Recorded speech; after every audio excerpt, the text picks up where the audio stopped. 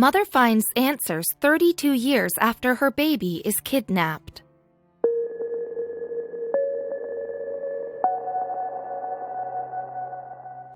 A chance incident in 1988 saw new parents Lee and Mayo lose their only child. The loss would send the heartbroken mother on a search that would last over 3 decades. For years, she'd be given leads that would ultimately take her nowhere. However, recently, Lee ran into a lead that might just be the answer to finally finding her kidnapped child. The mid-80s kicked off to an amazing start for Xi'an's natives, Li Jingzi and her husband Mayo. Not only had love sparked between them some years earlier, but in 1985, Li found out that she was pregnant with a baby boy. She gave birth to the bundle of joy on February 23, 1986. While they named the child Mayo Yin, they eventually settled for calling him Jia Jia, which translates to great in Chinese. From then on, Li Jingzi would enter the 2 best years of her life. As Mayo and Li embraced parenthood, it soon became apparent to them that their Jia Jia was unlike most children. It became quite clear, quite quickly, that Jia Jia wasn't the average baby boy. He was charming, extremely intelligent, and had an infectious personality. Li Jingzi recalls, Jia Jia was a very well-behaved, smart, obedient, and sensible child. He didn't like to cry. He was very lively and adorable. He was the kind of child that everyone liked when they saw him. Li recalled a particular time when she took her baby to the Xi'an Zoo. He was very curious and pointed to a worm saying, "Mama, worm." And as I carried him out of the zoo, he had the worm in his hand and put it close to my face.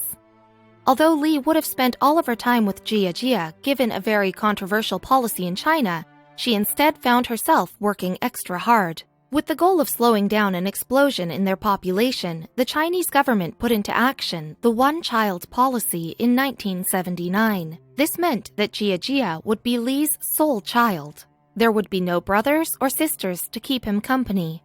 With that, Li decided that she was going to put all of her efforts into raising him right. Li brought to light just how much love and care she put into the boy when she stated the following during an interview. "Every day after leaving work, I played with my child. I was very happy." He was literally the light of her world. Sadly, the light would dim far sooner than it should have. Despite wanting to spend every waking second with her beloved child, Li had a demanding job with a grain exporting company.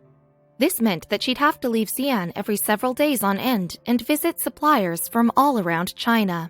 When Li was out on business, Jia Jia stayed at home with Mayo. During an October 1988 trip, Li got a fax from her employers who demanded that she returned to Xi'an immediately. As she booked it back to Xi'an on an express train, the young mother had no idea what news lay in store for her. On the way back to Xi'an's office, Li's manager looked her in the face and simply uttered, "Your son is missing." Li went on to describe how she felt. "My mind went blank. I thought perhaps he had got lost. It didn't occur to me that I wouldn't be able to find him."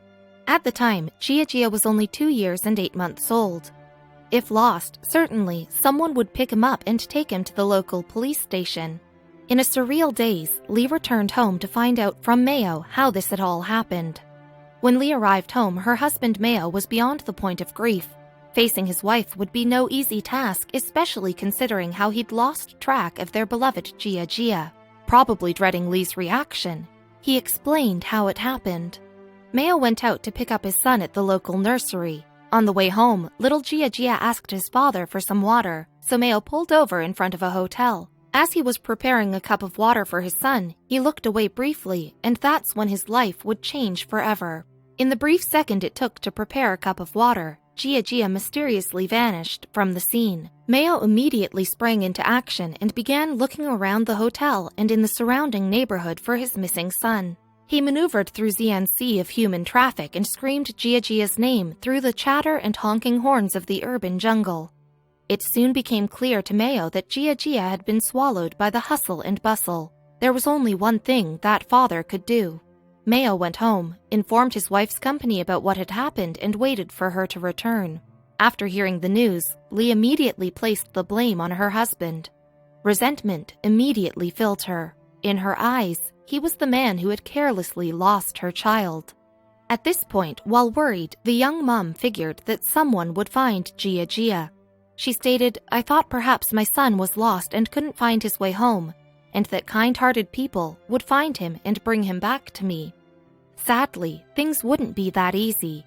For 1 week, Lee and Mayo sat anxiously hoping that someone would find little Jia and turn him into the police. After several days, Lee decided that she'd need to take action. She began asking around if anyone had seen her son. Lee printed out 100,000 flyers and posted them all over the city. She even put ads out in the newspapers across China. She explained during a BBC interview, "My head hurt, I wanted to cry, I wanted to scream. I felt as though my heart had been emptied." It had turned out that things were more serious than she could have ever imagined. During that time, one of China's biggest issues was child trafficking. Most of this stemmed from the country's one-child policy. The policy would allow urban couples to only have one child, while those in the countryside were allowed to have a second child if their firstborn was a girl. Many Chinese couples wanted boys, as they would be able to carry on the family name and take care of them in their old age. This want for boys led to a spike in child abductions across China, Lee said. "Sometimes on the TV there would be notices about missing children, but I never thought that they had been abducted and sold. I just thought they were lost."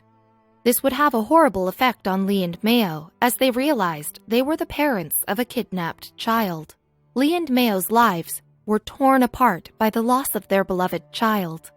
The life the two had together became a shadow of its former self. Their once romantic relationship quickly transformed into a loveless one, and every conversation between them would be about Jia. Frequently, things would turn nasty between them, as Lee grew to resent Mayo more and more with each passing day. After 4 years on the rocks, it became quite clear that their marriage had no future, and they filed for a divorce. Despite how devastating everything was, that's not the only big change that Lee would face. Despite Mayo and Lee parting ways, Lee did not stop looking for her kidnapped child. Every Friday afternoon, Lee would get out of work and immediately take the train to one of the surrounding provinces to look for her missing baby boy. She'd then return Sunday night and prepare for another week of work. Her lifestyle quickly became strenuous, and her constant searching eventually caught up with her. Burnt out, Lee quit her job and dedicated all of her time and energy to finding Jia. Thankfully, she wasn't alone, as many people would do what they could to help her. Then she got a lead, but it seemed too good to be true. Word got around that a couple from another town in Shaanxi province had adopted a child from Xi'an that looked like Jia. This resulted in Lee embarking on an epic journey to find her kidnapped child. She went to their village and waited for the couple to come home from their jobs in the fields. When the workers returned to the village, Lee was told that the couple had gone to Xi'an. With that, Lee went back to Xi'an and arrived there in the early morning hours. Upon arrival, she began searching throughout the city for the apartment the couple were renting. She was in for quite a surprise when she found it. When Lee arrived at their apartment complex, the landlord broke the news to her that the couple and baby had just departed to a different city. She hurried back to the train station and caught the first train out to her next destination. Sleep-deprived and exhausted, Lee arrived in the late-night hours and began going from hotel to hotel with the hopes that she'd find Jia in one of them. After hours of searching, Lee finally found what she was looking for. She showed the receptionist a picture of her kidnapped child, and he immediately recognized the baby. While the receptionist recognized the boy from the photo, he told Lee that the couple had already checked out hours earlier. Despite not sleeping for 2 days, Lee took off to the husband's family residence. Sadly, they were not there. Completely drained, Lee decided to get some sleep before continuing onward. Once she regained some of her much-depleted energy, she went straight to the woman's house, and when she answered the door, Lee could not believe who she saw in the woman's arms. While similar-looking, the baby in the woman's arms was not Lee's kidnapped child. The journey across 3 days was all in vain. With her spirit completely broken, Lee walked away. She explained her disappointment in an interview with the BBC. Lee said, "I thought for sure this child was Jia. I was very disappointed. It had a huge impact on me. Afterwards, I kept hearing my son's voice. my mom was worried I would have a mental breakdown. Lee had to make some major changes in order to cope. Lee would think about Jia 24/7 and even dream about him as she slept. Her life as a whole had become crippled. She knew at that point that she needed help and checked herself into a hospital. It was there that a doctor told her something that changed her life. He said, "I can treat you for your physical illnesses, but as for the illness in your heart, that's up to you." It was at that moment that Lee knew that she had to either learn how to control her emotions or run the risk of losing her mind and losing her chances of finding Jia. This is when she did something every parent would dread. The mere sight of Jia's clothes or toys would send Lee into a tearful frenzy. So her sister came over and put all of Jia's things into storage. Lee knew that she had to do what she could to avoid getting upset. It was the only way she could be productive about the search. Lee connected with other mothers who had lost their children and created a giant network across China. They began sharing thousands upon thousands of flyers and spreading them around every region of China.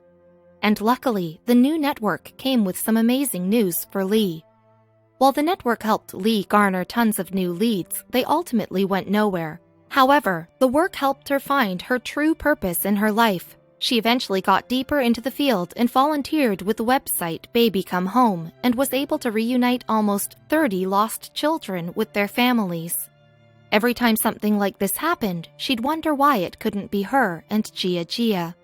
In 2015, Lee's 94-year-old mother had fallen ill and was fading with each day. During their final conversations, the old woman would talk about missing Jia. It was at that moment that Lee promised her mother that she would find her kidnapped child. Throughout the years, Lee had talked about Jia on Chinese talk shows and radio programs. She hoped that eventually the exposure and her efforts would lead to a reunion with her long-lost baby boy. And on May 20th of 2020, her dream came true. Xi'an's Public Security Bureau called her up and told her that Jia was found. For an instant, she didn't believe them. Could it be true? However, she took a DNA test and it turned out that they were a match. After 32 years and hundreds of leads that hit dead ends, Lee finally found Jia. Now all they had to do was meet. The chosen day of their reunion was May 18th, 2020, at Xi'an's Public Security Bureau Ceremony Hall. As you can imagine, the anticipation was immense and Lee and Mayo were both shaking. Lee said, "Before the meeting, I had a lot of worries. Perhaps he wouldn't recognize me or wouldn't accept me, or perhaps in his heart he had forgotten me." She further stated, "I was very afraid that when I went to embrace my son wouldn't accept my embrace." This clearly wasn't the case. As soon as Jia entered the hall, he literally ran into his mother's arms. The two burst into tears as all of China watched on their TV screens. Over the years, Lee had become a household name in China and the whole country was standing behind her when she was reunited with her son.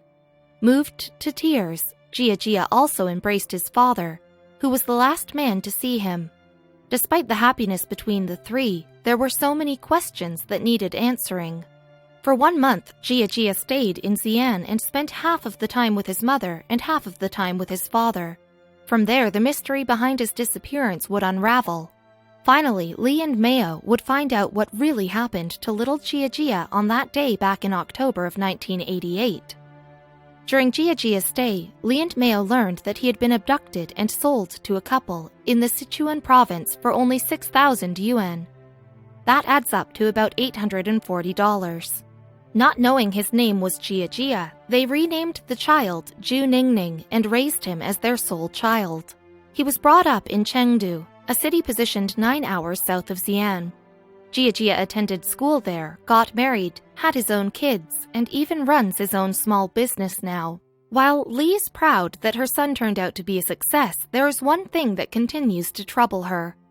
Jia was only 2 years old when he was kidnapped. This means that he had no memory of the days when he lived with Mayo and Lee. Lee has tried to help him remember by describing the life they had together back in the 1980s, but the memories just won't come. She went on to say, "This is something that makes my heart ache. After my son came back, he also wanted to find an image or memory of the life he had when he was still with me. But as of now, he still hasn't found it." Despite the joy of finally finding Jia, Lee carries on with her one dream that she knows will never come true. While Jia was visiting his mother in Xi'an, they went on a scenic mountain hike together. On the way down, she wanted to carry him, but he was much too heavy. In that moment, Lee wished she could get her time back. She wanted nothing more than to return to 1988. She said, "I felt if we could start over again from when he was a child, we could fill this 32-year gap." I said to my son, Jia, can you shrink back to the way you were before? You start at age 2 years and 8 months, and Mama will start at age 28. Let's relive our lives all over again. However, she knew it wasn't possible. Jia had his own life, and the parents that raised him will always come first.